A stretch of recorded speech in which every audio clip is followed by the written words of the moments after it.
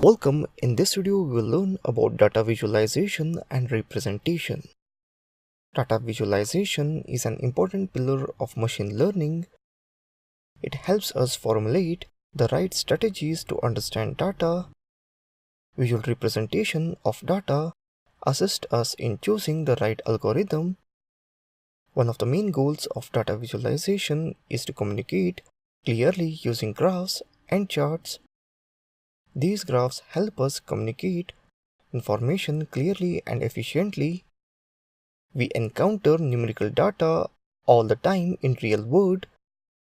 We want to encode this numerical data using graphs, lines, dots, bars, and so on to visually display the information contained in those numbers. This makes complex distribution of data more understandable and usable. This process is used in a variety of situations, including comparative analysis, tracking growth, market distribution, public opinion polls, and many others. We use different charts to show patterns or relationships between variables.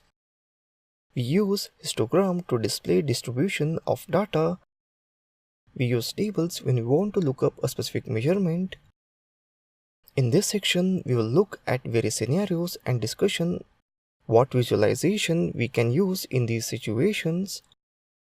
Matplotlib is one strong library which provides all the 2D plotting and other drawing tools for data visualization. I have already discussed in this section how to install and deal with it. So that's it on data visualization and representation. Thank you for watching this video.